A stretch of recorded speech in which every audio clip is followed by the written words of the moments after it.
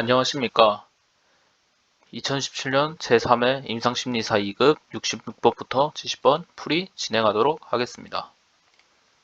66번 정신상태검사 면접에서 환자를 통해 평가하는 항목이 아닌 것은.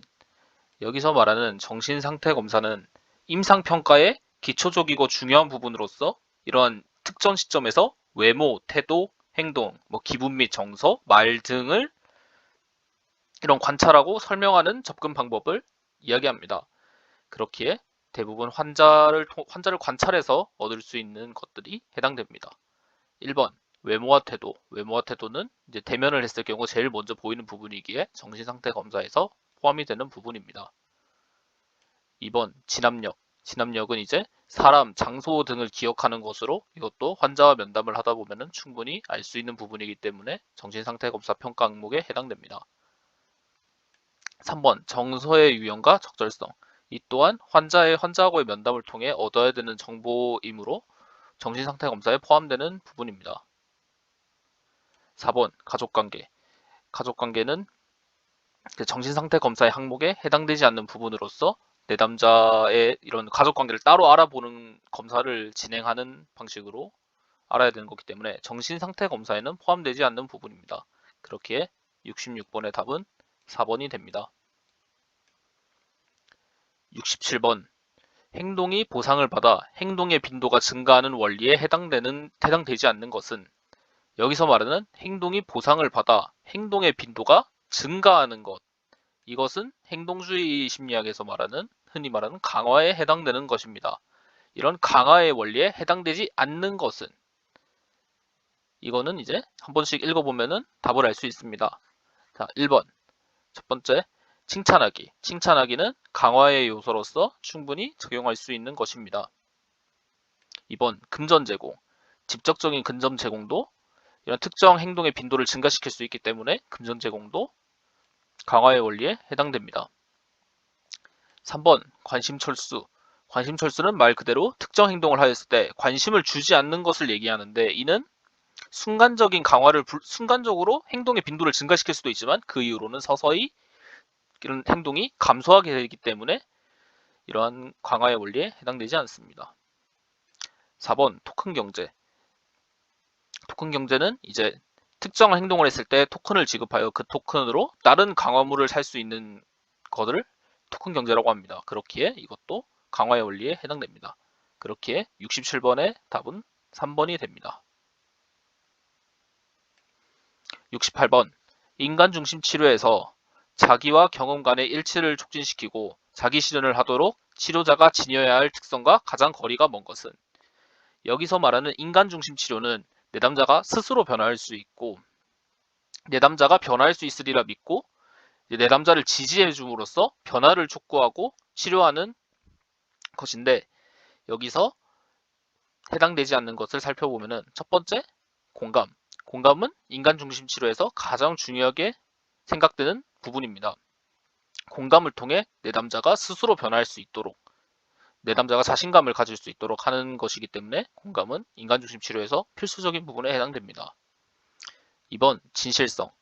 진실성은 치료자가 상담자가 본인이 느끼고 있는 것을 표출하여 내담자가 본인이 신뢰받고 있다는 것을 알 수 있도록 하는 것으로 이러한 진실성도 인간 중심 치료에 해당되는 부분입니다.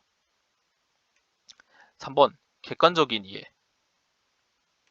인간 중심 치료에서 치료자는 내담자를 무조건적으로 지지를 해야 되는데 이거를 객관적으로 이해하게 되면 내담자에 대한 편견이 생길 수도 있고 내담자가 스스로 변할 수 있는데 방해가 될 수 있기 때문에 인간 중심 치료에서 객관적인 이해는 해당되지 않습니다. 4번 무조건적 긍정적 존중. 여기서 말하는 무조건적 긍정적 존중은 이제 내담자가 말하는 것에 대해서 이제 긍정적으로 존중을 해줌으로써 내담자의 변화를 좀 더 촉구할 수 있는 부분으로서 인간 중심 치료에서 중요한 부분에 해당됩니다. 그렇기에 68번의 답은 3번이 됩니다.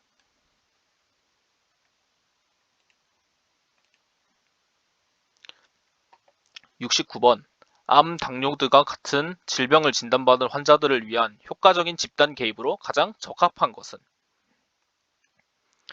여기서 말하는 암, 당뇨 등의 이런 질병을 진단받은 환자들은 심리적인 위축과 가족 이런 심리적인 위축을 겪고 사회적인 문제에 부딪히게 될 수도 있습니다.